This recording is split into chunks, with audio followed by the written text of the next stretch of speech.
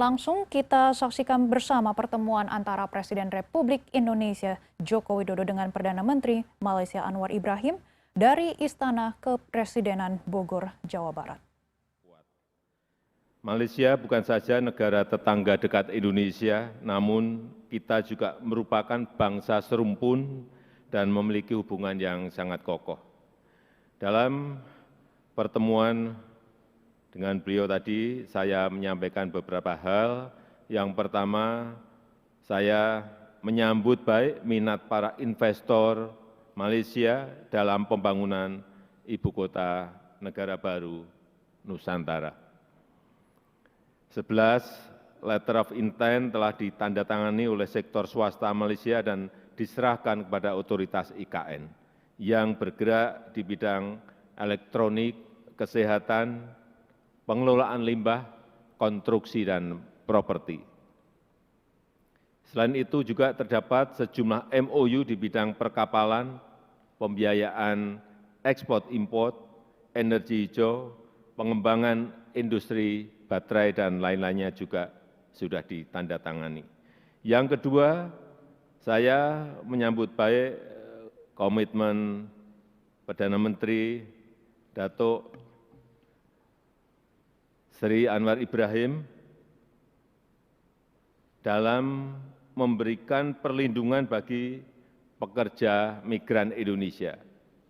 Saya sangat berharap one channel system untuk perekrutan dan penempatan pekerja migran Indonesia benar-benar bisa kita jalankan bersama. Dan tadi saya mengulangi permintaan saya mengenai pentingnya pembangunan Community Learning Center di Semenanjung untuk memenuhi hak pendidikan anak-anak pekerja migran Indonesia. Kemudian yang ketiga mengenai perbatasan. Tadi kita telah membicarakan dan bersepakat agar MOU perbatasan darat segmen Sebatik dan segmen Sinapat Sesai dapat ditandatangani tahun ini, dan juga perjanjian laut wilayah di Laut Sulawesi dan di Selat Malaka bagian selatan juga bisa disepakati tahun ini. Yang keempat, saya sangat menghargai, mengapresiasi dukungan Malaysia terhadap perjanjian FIR, Flight Information Region Indonesia-Singapura. Dengan dukungan ini, proses berikutnya di ICAO akan dapat dilanjutkan. Yang kelima, kita juga tadi bersepakat memperkuat kerjasama melalui Council of Palm Oil Producing Countries, CPOPC, untuk meningkatkan pasar minyak kelapa sawit dan memerangi diskriminasi terhadap kelapa sawit. Kemudian yang keenam, kita juga sepakat untuk terus memperkuat ASEAN. Kita sepakat ASEAN harus dapat memainkan peran sentral dalam menjadikan kawasan Indo-Pasifik yang damai, sejahtera, dan stabil. Dan mengenai Myanmar, Indonesia dan Malaysia memiliki pandangan yang sama tentang pentingnya pelaksanaan Five Point Consensus. Kita sepakat mendesak junta militer Myanmar untuk mengimplementasikan Five Point Consensus tersebut. Demikian yang bisa saya sampaikan. Selanjutnya saya mengundang Perdana Menteri Datuk Seri Anwar Ibrahim untuk menyampaikan pandangannya. Terima kasih. Next, we would like to invite the Prime Minister of Malaysia, the Honorable Datuk Seri Anwar Ibrahim. Assalamualaikum warahmatullahi wabarakatuh dan salam sejahtera. Merupakan lebih saudara saya, Bapak Presiden Joko Widodo dan rakan-rakan. Saya tentunya ingin memulakan untuk menyatakan penghargaan yang setingginya kesudian Bapak mengundang kami ke Indonesia. Ini bukan hubungan diplomatik biasa. Saya agak sentimental sedikit dan Bapak Presiden tahu bahwa Indonesia ini ada tempat yang khusus di hati sanubari saya. Saya belajar, berpengalaman, menimba banyak ilmu, dan tadi ya, walaupun saya sedikit lebih tua dari Pak Jokowi, tetapi pengalaman beliau itu saya sangat hargai. Dalam perbincangan sepintas lalu tentunya saya dapat 2 idea yang akan saya perkemaskan untuk dituntaskan di Malaysia, soal hiliran atau dikatakan hilirisasi dan juga soal digital ekonomi. Saya akan manfaatkan pengalaman dan sumbangan beliau, dan insya-Allah kita akan dapat bantu memacu pertumbuhan ekonomi di Malaysia dan pastinya juga bersama dengan Indonesia dengan lebih meyakinkan. Terlalu ramai teman-teman di sini yang membantu. Ini juga agak personal sikit, Bapak Presiden.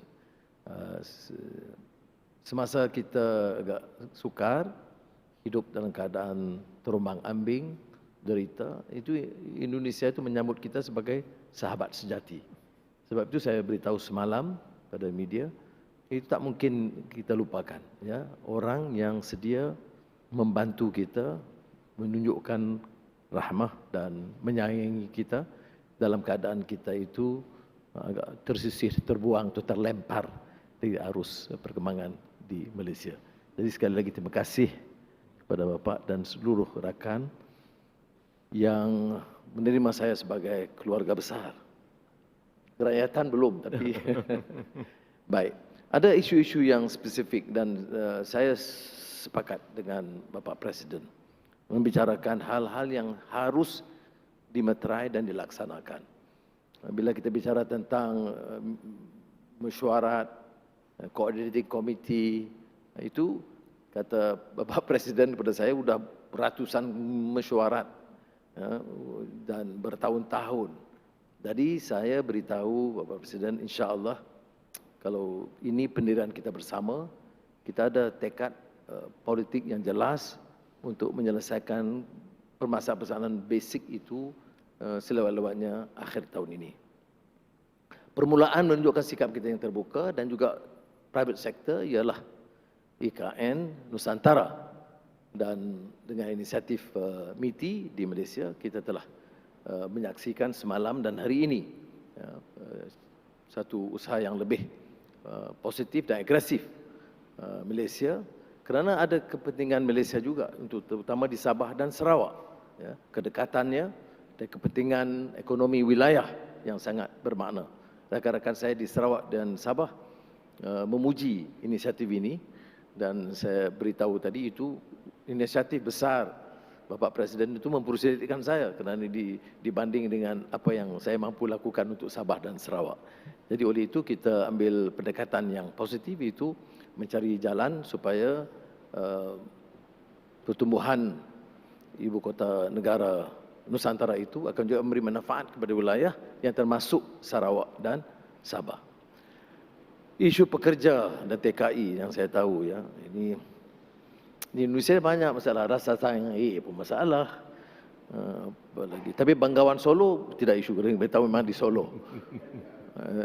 Jadi kita insya-Allah akan menghindari isu-isu yang boleh merenggangkan dan meretakkan hubungan, kerana saya mahu hubungan Malaysia Indonesia itu agak kategorinya special. Dan saya harap kedua-dua menteri luar faham bahawa komitmen kita begitu rupa. Jadi soal TKI ini yang mengguris perasaan ramai rakyat Indonesia, bukan saja pemerintah. Dan saya tahu benar kerana saya berpengalaman di penjara yang sama, mendengar pada ketika itu kesan cambukan ke atas mereka, dan saya tidak fikir ini satu yang manusiawi. Dan alhamdulillah untuk tahun ini, tahun lalu 2022 soal cambuk itu sudah dihentikan. Tetapi itu bukan penyelesaian. Penyelesaiannya harus lebih menyeluruh supaya nasib pekerja di peringkat bawahan itu dapat dibela, dan saya dapat pengakuan kami berdua untuk memastikan kerja-kerja agensi pekerja ini harus hanya sekadar facilitate dan permudahkan, dan tidak hanya mengambil keuntungan berlebihan untuk menekan pekerja di peringkat bawahan. Dan oleh demikian soal digitalization unit ini sangat penting kerana ia dengan sendirinya akan mengurangkan karenah birokrasi dan keperluan menggunakan terlalu ramai agen. Hal-hal lain berbatasan dan sebagainya tentunya kita akan teliti dan laksanakan. Saya dari taklimat yang saya perolehi, Bapak, tidak terlalu banyak kerumitannya, ya.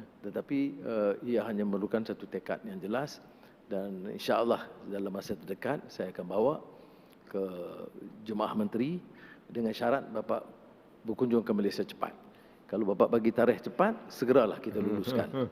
Kalau Bapak tangguh, maka tertangguhlah perjanjian kita. Jadi sekali lagi saya ucap terima kasih dan saya sangat terharu, ya. Saya mengambil keputusan yang saya rasa sesuai dengan memilih Indonesia sebagai negara pertama saya lawati dan kunjungi, dan saya rasa bahagia sekali dengan sikap dan persahabatan dan persaudaraan pribadi Presiden dan juga kesediaan rakan-rakan untuk bantu dan memudahkan. Terima kasih banyak. Wassalamualaikum. Terima kasih. End of joint press statement. The President of the Republic of Indonesia, His Excellency Mr. Joko Widodo, and the Prime Minister of Malaysia, the Honorable Datuk Seri Anwar Ibrahim, will now proceed to Garuda Hall for the official banquet, followed by the members of the official delegation.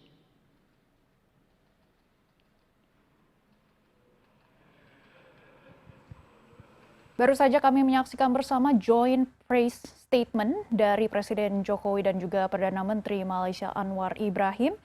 Kedua pemimpin juga akan bertukar pandangan tentang isu-isu regional dan juga global, khususnya tentang situasi di Myanmar dan juga upaya bersama untuk mengatasi diskriminasi terhadap minyak kelapa sawit, di mana Malaysia dan juga Indonesia merupakan pengekspor terbesar di dunia. Dan setelah itu, Perdana Menteri Malaysia Anwar Ibrahim dan juga Presiden Jokowi juga akan menyaksikan penyerahan 11 letters of interest dari perusahaan Malaysia untuk berpartisipasi dalam pengembangan ibu kota negara Nusantara oleh Menteri Perdagangan dan juga Industri Internasional kepada Kepala Otoritas IKN Nusantara. Dan selain itu juga ada 8 MOU antara sektor swasta Malaysia dan juga Indonesia yang akan ditandatangani di sela-sela kunjungan dengan perkiraan bernilai 4,1 triliun rupiah. Dan